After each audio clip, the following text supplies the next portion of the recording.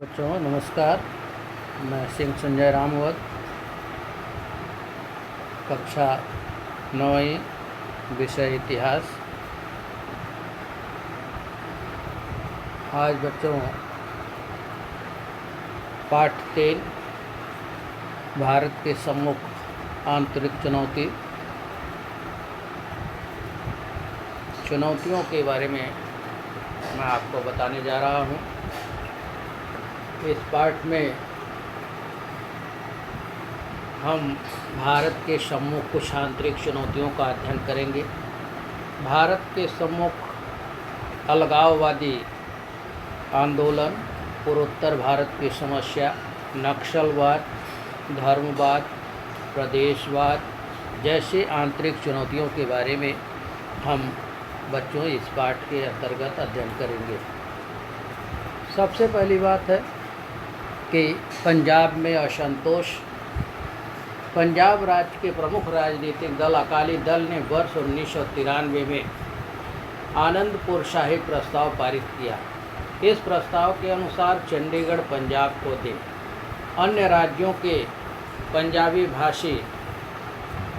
भाषाई प्रांत पंजाब में समाविष्ट करें, सेना में पंजाबी भाषियों की संख्या में वृद्धि करें, पंजाब राज्य को अधिक स्वायत्तता दे, जैसे अनेक बातों की मांग की गई थी। वर्ष 1977 में अकाली दल ने सत्ता ग्रहण करते ही अपनी पुरानी मांगों के साथ नदी के जल बंटवारे में पंजाब को अधिक पानी दिया जाए तथा अमृतसर शहर को पवित्र शहर का खिताब दिया जाए जैसी मांगें रखी। वर्ष 1980 में पंजाब में स्वतंत्र खालिस्तान आंदोलन ने जोर पकड़ा। इस अवधि में अकाली दल का नेतृत्व संत हरचरण सिंह लोगोवाल कर रहे थे। वे स्वर्ण मंदिर में बैठकर अपने कार्यकर्ताओं को प्रदर्शन करने के विषय में निर्देश देते थे। स्वर्ण मंदिर के दूसरी ओर कट्टर खालिस्तानवादी जरनैल सिंह भिंडरवाले के आसपास शस्त्रधारी अनुयायी इकट्ठे होने लगे। इसी अवधि में आतंकवादी गतिविधियां प्रारंभ हुई। वर्ष 1981 में संपादक लाला जगत नारायण की हत्या के आरोप में भिंडरवाले को बंदी बनाया गया। इसके पश्चात स्थितियां बिगड़ती चली गई। परिणाम स्वरूप वर्ष 1983 में पंजाब में राष्ट्रपति शासन लागू किया गया। भिंडरवाला अकाल तख्त इस धार्मिक स्थान में रहने के लिए चला गया। भिंडरवाले के अनुयायियों ने स्वर्ण मंदिर के परिसर को अपने नियंत्रण में ले लिया। परिणाम स्वरूप पंजाब की शांति खतरे में पड़ गई। बच्चों, तो इसमें तो मैंने बताया, इसमें कुछ जानने योग्य बातें हैं। जैसे आनंदपुर साहिब प्रस्ताव क्या है, इसके बारे में जान लेते हैं। अकाली दल ने, अभी मैंने बताया, तो इसके बारे में थोड़ा सा जान लेते हैं कि 1973 में यह प्रस्ताव पारित किया गया, जिसमें निम्नलिखित मांगें रखी गई। चंडीगढ़ पंजाब को दिया जाए, अन्य राज्यों के पंजाबी भाषी प्रांत पंजाब में सम्मिलित किए जाए, सेना में पंजाबी भाषियों की संख्या बढ़ाई जाए तथा पंजाब राज्य को अधिक स्वायत्तता दी जाए।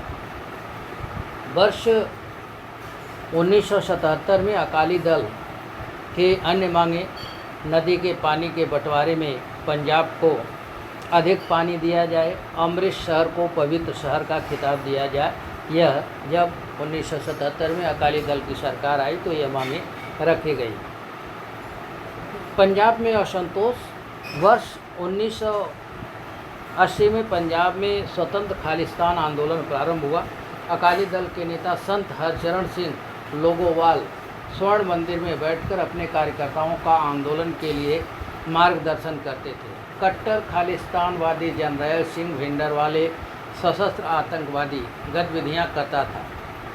1981 में संपादक लाला जगत नारायण की हत्या के आरोप में भिंडरवाले को बंदी बनाए जाने के कारण पंजाब की स्थिति बिगड़ने लगी। यह हमने अभी पंजाब में असंतोष के बारे में आपको बताया। आगे है ऑपरेशन ब्लू स्टार। स्वर्ण मंदिर में आतंकवादियों को बाहर खदेड़ देना मुख्य कार्य था। यह कार्य मेजर जनरल कुलदीप सिंह का बरार को सौंपा गया। बरार को सौंपा गया। 3 जून 1984 को सुबह ऑपरेशन ब्लू स्टार अभियान प्रारंभ हुआ और 6 जून को समाप्त हुआ। इस सैनिक कार्यवाही में भारतीय सेना ने विलक्षण संयम बरतते हुए अपना कार्य किया। भिंडरवाला के साथ साथ अन्य दूसरे आतंकवादी भी मारे गए। इसके बाद 1986 में स्वर्ण मंदिर में पुनः एक बार आतंकवादियों के विरुद्ध कार्रवाई करनी पड़ी। इसे ऑपरेशन ब्लैक थंडर कहते हैं। कालांतर में पंजाब में शांति स्थापना के कार्य को गति मिली। यह बच्चों ऑपरेशन ब्लू स्टार है। इसमें 3-4 बातें जो हुई हैं उनको हम जान लेते हैं। जैसे अकाल तख्त में आश्रय लेकर भिंडरवाला ने स्वर्ण मंदिर परिसर को अपने नियंत्रण में कर लिया और आतंकवादी गतिविधियाँ प्रारंभ की। दूसरा है, आतंकवादियों को स्वर्ण मंदिर से बाहर खदेड़ने का कार्य मेजर जनरल कुलदीप सिंह बरार को सौंपा गया। 3 जून से 6 जून 1984 की कालावधि में स्वर्ण मंदिर में सैनिक कार्रवाई हुई। इस कार्रवाई को ऑपरेशन ब्लू स्टार कहा जाता है, जैसा कि हमने बताया।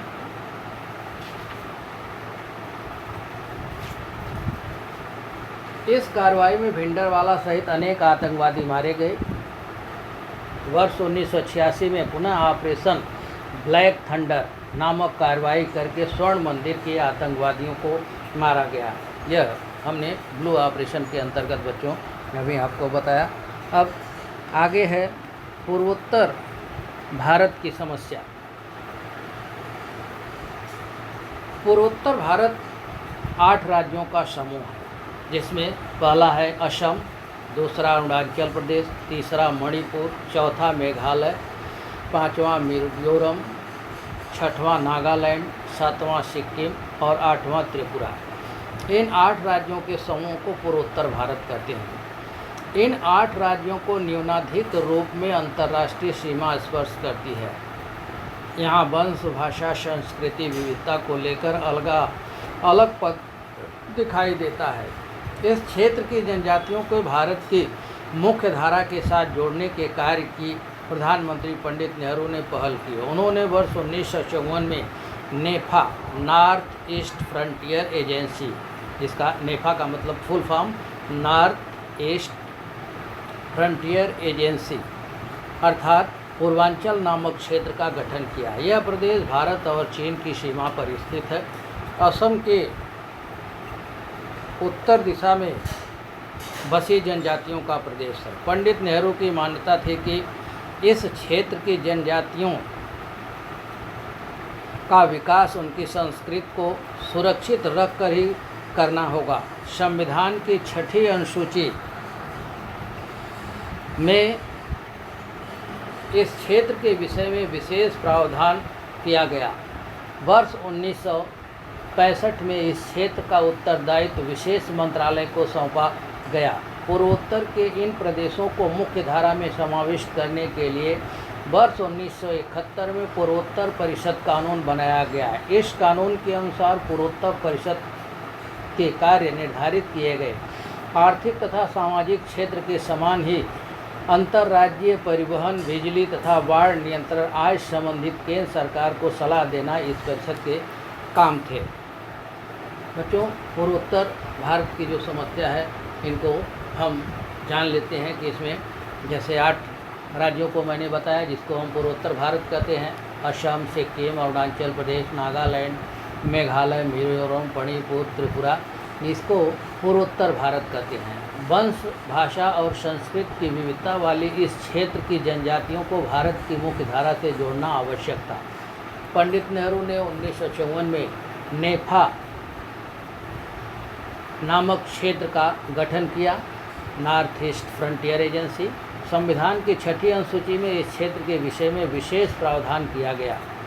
वर्ष 1965 में इस क्षेत्र का उत्तरदायित्व विदेश मंत्रालय को सौंपा गया। बच्चों, यह पूर्वोत्तर परिषद कानून जो बनाया गया वह वर्ष 1971 में बने पूर्वोत्तर परिषद कानून के अनुसार पूर्वोत्तर परिषद को निम्नलिखित कार्यों के विषय में केंद्र सरकार को सलाह देना था। आर्थिक तथा सामाजिक क्षेत्र के समान हित, अंतर्राज्यीय परिवहन, बिजली तथा बाढ़ नियंत्रण। यह पूर्वोत्तर परिषद कानून था। इसमें अब हम मिजोरम के बारे में जानकारी प्राप्त करेंगे कि मिजोरम पूर्वोत्तर भारत की जनजातियों का अपना प्राचीन इतिहास है। भारत स्वतंत्र होने के पश्चात सरकार ने मिजोरम बहुल लूसाई टीलों वाले क्षेत्र के जिलों को प्रशासन संबंधी स्वायत्तता प्रदान की। केंद्र सरकार ने वर्ष 1954 में भाषा व प्रांत रचना आयोग का गठन किया। मिजो नेताओं ने स्वायत्त मिजो प्रांत की मांग करना प्रारंभ किया। वर्ष 1959 में मिजोरम प्रदेश में बड़े भीषण अकाल में मिजो नेता लालडेंगा ने आम जनता के लिए बहुत कार्य किया। वर्ष 1961 में लालडेंगा ने Mizo national front MMF, Mizo, M for Mizo, N for national, F for front संगठन की स्थापना की। लालडेंगा ने त्रिपुरा, मणिपुर और लूसाई टीलों के मिजो बाहुल प्रांतों के लिए ग्रेटर मिजोरम अर्थात स्वतंत्र राष्ट्र की मांग की। मार्च 1966 में मिजो नेशनल फ्रंट ने स्वतंत्र मिजो राष्ट्र अस्तित्व में आने की घोषणा की। प्रधानमंत्री इंदिरा गांधी ने इस विद्रोह को विफल बनाया। वर्ष 1972 में परिस्थिति सामान्य हो जाने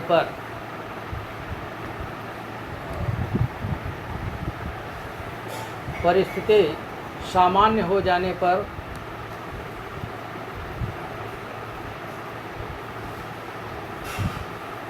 मिजो बाहुल्य क्षेत्र को संघ शासित प्रदेश का दर्जा दिया गया। वर्ष 1985 में प्रधानमंत्री राजीव गांधी और फ्रंट के बीच समझौता हुआ और मिजोरम को स्वतंत्र राज्य का दर्जा दिया गया। लालडेंगा मिजोरम राज्य के मुख्यमंत्री बने। नागालैंड।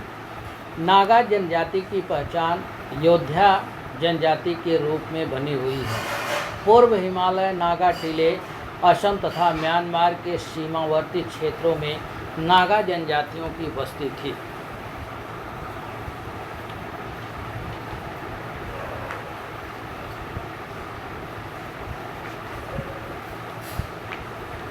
वर्ष 1946 में कुछ पढ़े लिखे नागा युवाओं ने Naga national council NNC, N for Naga, N for national council, C for council नामक संगठन की स्थापना की। आगे चलकर उन्होंने नागालैंड के स्वतंत्र राष्ट्र के रूप में मांग की। उन युवाओं का नेतृत्व आंगामी जापू फीजो कर रहे थे। वर्ष 1954 में NNC ने नागालैंड की स्वतंत्र राज्य की घोषणा किए जाने की घोषणा की। वर्ष 1955 में असम राइफल के सैनिकों और स्थानीय लोगों में हुई मुठभेड़ को दबाने के लिए सैनिकी कार्रवाई की गई। केंद्र सरकार और NNC के बीच बातचीत के अनेक दौर हुए। केंद्र सरकार ने नागा बहुल क्षेत्र को संघ शासित प्रदेश का दर्जा देना निश्चित किया। नेफा के नागा बहुल क्षेत्र और सुएनसांग क्षेत्र को इकट्ठे कर 1 दिसंबर 1963 को नागालैंड राज्य अस्तित्व में आया। असम। वर्ष 1983 में असम में बांग्ला भाषी स्थलांतरितों के बढ़ते प्रभाव के मुद्दे पर ऑल असम स्टूडेंट यूनियन और असम गण संग्राम परिषद के तीव्र आंदोलन छेड़ा गया। वर्ष 1985 में प्रधानमंत्री राजीव गांधी, केंद्रीय गृह मंत्री शंकर राव चौहान और असम नेता प्रफुल्ल कुमार महंतो के बीच समझौता हुआ और असम के घुसपैठी बांग्लादेशी नागरिकों को उनके स्थानों पर फिर से भेजना निश्चित हुआ। वर्ष 1986 में असम विधानसभा के चुनाव हुए और असम गण परिषद के प्रफुल्ल कुमार महंतो मुख्यमंत्री बने। इससे असम में शांति स्थापित होने में सहायता प्राप्त हुई।